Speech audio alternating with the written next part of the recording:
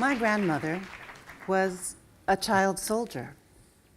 As a young girl, she smuggled secret messages across British lines during the Irish War for Independence in 1920.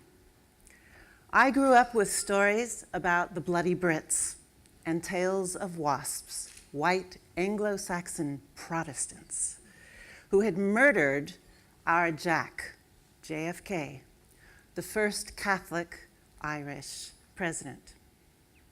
And then they shot our Bobby, JFK's brother. Them and us and them. I am an author and a lecturer, and I want to talk to you this evening about how I came to hear the children's voices. So picture this. I had just finished a novel, the last in a series, and I'm in Florida, in a shopping mall, at a book signing. The only problem was, nobody came. It's like every author's nightmare. But I wasn't alone. There was another author sitting beside me, and no one showed up for his book signing either. So we started talking. My book was about the rise of Solidarność in Poland, and his book was about investigating the genocide in Rwanda. He asked, "Anne, what are you going to write about next?" And I said, "I don't know." And then he told me a story. He said, "When I was in Rwanda, I had to interview children. They were often the only survivors of the genocide. They were the only people who could identify the neighbors who had committed the crimes. They survived because their parents had pushed them into the mass graves to protect them before the parents were killed themselves. And during the interviews, the children sat on half-hewn trees, holding hands, and whispered their answers. And they told me they were not alone in those graves. Someone had been there to comfort them. And if you could write about the power of the children's voices, if you could capture some of that in your novels, now that would be worth reading." Well, my first reaction was, no way. I don't have a network in Africa, I don't have the money, and I don't even know where to start. But he said he has a friend who works for UNICEF. He could get me into a refugee camp in Tanzania. And despite all my resistance, the idea gripped me. It would not let me go, even in time. And my heart said yes. And I listened to my heart. Well, one thing led to another. And over the next 15 years, I crisscrossed Africa, the Middle East, and Eastern Europe. And I traveled to post-conflict areas and wrote fiction based on fact, with the hope that my readers might engage. Now, what did I hear? I want to tell you about 3 voices. One was a girl in KwaZulu-Natal in South Africa. She was an AIDS orphan, taking care of her younger brothers and sisters, trying desperately to come up with the money for their school fees. In a soft voice, she told me, "We usually eat only 1 meal a day. The neighbor lady brings it, and at night, her husband comes for payment." In a refugee camp, one of a string of camps along the Tanzanian western border, I met Congolese children who told me what it was like when soldiers stole them from their boarding school ran by Belgian nuns. "The commander asked me if I prayed," one boy said. I said, "Yes." And then he said, "Good, because now this gun is your God. You listen to the voice of your new God."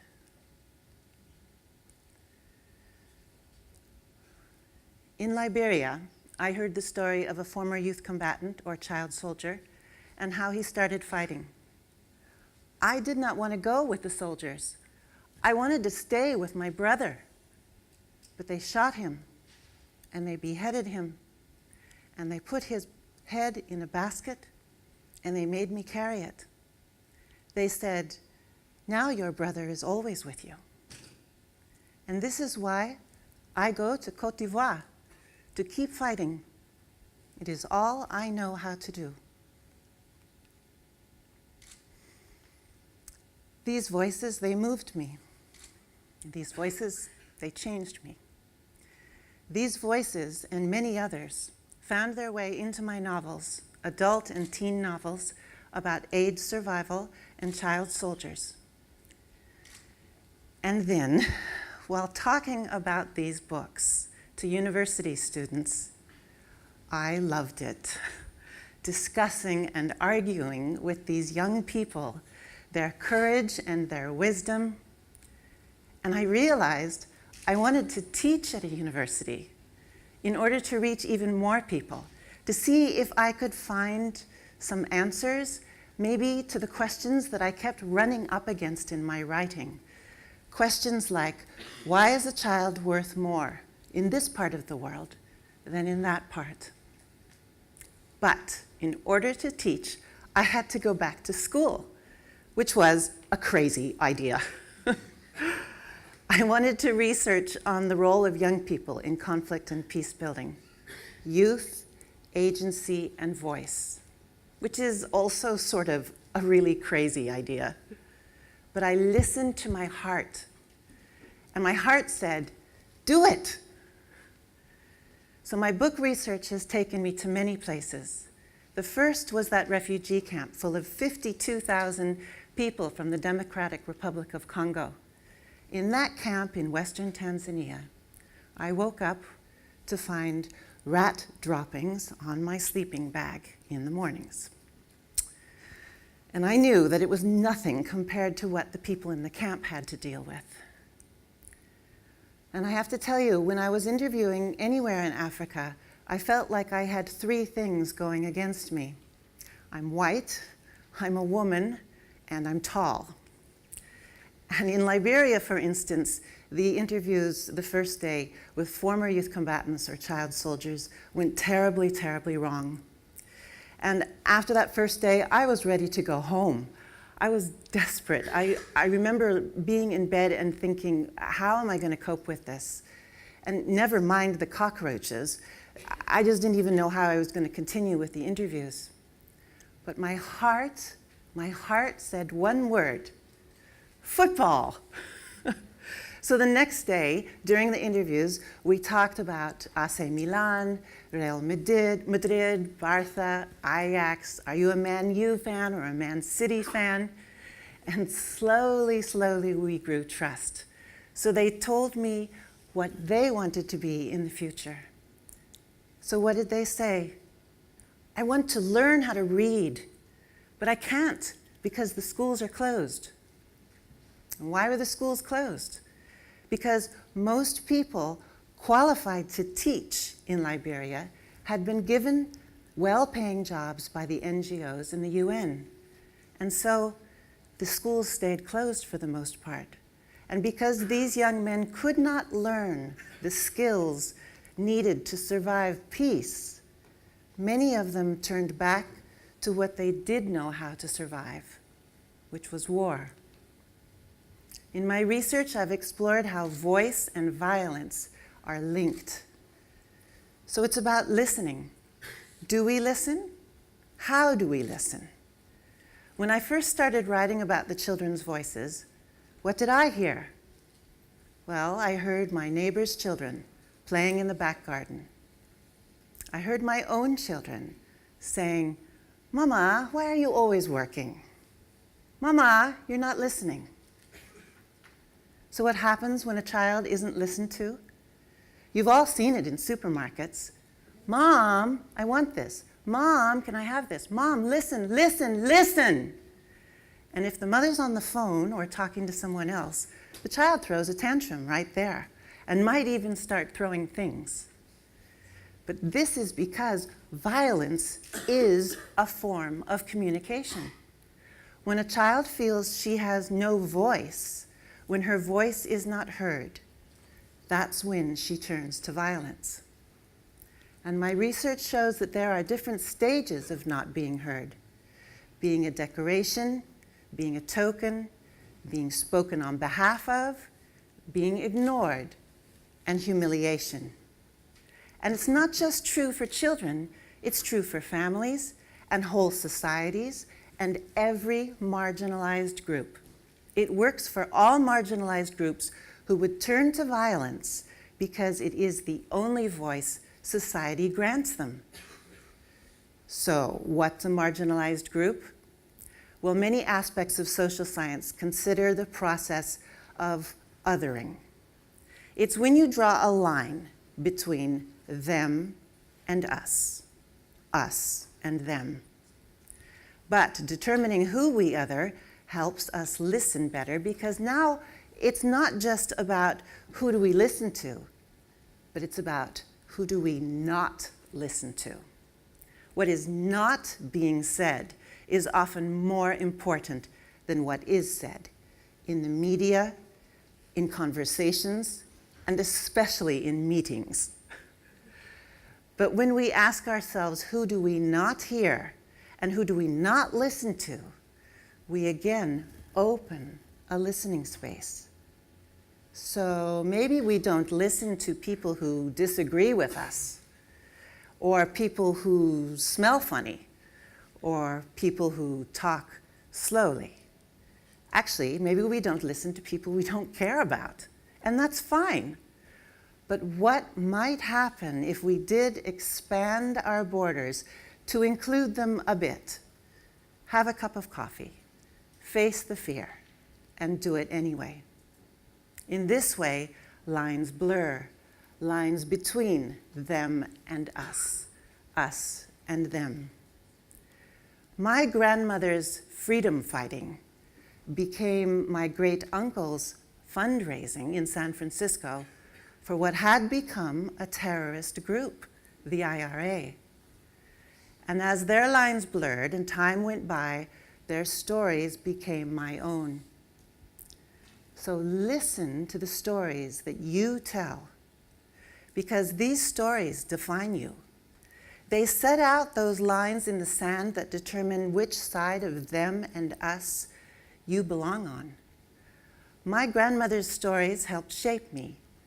But when I moved to Ireland, where I ended up marrying my Dutch husband, which is another story, and it is romantic, but it wasn't romantic to have the IRA come through Southwest Cork and recruit the farmers' sons who didn't feel that they had a future. I heard that if the boys signed up with the IRA, they were sometimes offered a car, and their parents were offered financial compensation if anything should happen to their sons. So my story changed as I listened to their stories. Just as now, when we hear about some young people going to Syria, and they say, hey, I was tired of being bored, of being labeled a loser because I couldn't get a decent job, and that ISIS has offered them the chance to be somebody, to make a difference, to have agency. So our stories of disenfranchised youth may change as we wonder how to inspire them and offer an alternative, and perhaps even as we learn how to listen to our young people better. Now, the very top level of participation is all about listening. What if NGOs in Liberia had done a generational impact study? They would have heard former youth combatants say, as I did, that they were so desperate to learn how to read that they were willing to sit in classrooms next to 6-year-olds. So a generational study would mean proactively listening to the opinions of youth. And what does it mean to proactively listen? It means learning to ask open-ended questions. So you ask a young person, well, what do you think? What do you think? Or what do you suggest? And listening engenders respect. To proactively listen means not multitasking. It means to sit and watch somebody's eyes as they speak. To identify the people that you don't listen to and seek them out. At a societal level, to dare to ask the questions that cannot be answered, and then listen anyway. Public dialogue is a sign of civilization. What would happen if we actively opened up listening spaces for our young people? In our communities, our families, and one-on-one. Here's the thing. When listening, we grant agency to others as we hear their voices. So, when listening, the important reply isn't, here's what you need to do. No. Instead, let me teach you 4 magic words. What do you need? It works on a societal level and it works on an individual level. Ask, well, what do you need? And participation flourishes. Ask, what do you need? And voice becomes agency, and human dignity, the heart of human rights, takes tangible shape. What do you need? What do we need? I've seen it in Iraq and Bosnia, Mozambique and Liberia. But a post-conflict area doesn't necessarily need to be in a former war zone. We have conflict in our own backyards as Dutch society struggles with the birth pains of a racial discourse. We have conflict in our homes as children witness the breakup of their parents' marriages. And in our hearts we have conflict as we learn to listen to that part of us that is strong and courageous and a little crazy and luxuriously creative, and then accept and love our own shortcomings, spurred on by our subconscious. What do we need? In the listening to others, to our own hearts, we heal. The tree of life is described at the back of the Bible, where it says, the tree of life, the leaves of which are for the healing of the nations. So I'm wondering, what are these leaves? You want to know a game changer? What if these leaves are not weapons, as shown here, in a tree of life sculpted by former child soldiers in Mozambique? What if these leaves might be our stories, as multicolored, multivaried, multi-shaped, multi-splendored, and ever-growing as leaves on a tree? And that by telling our stories, by listening to our stories, we heal and find peace as individuals, young and old and everything in between, as communities, including all skin colors and religions, as nations, them and us and them. Thank you for listening.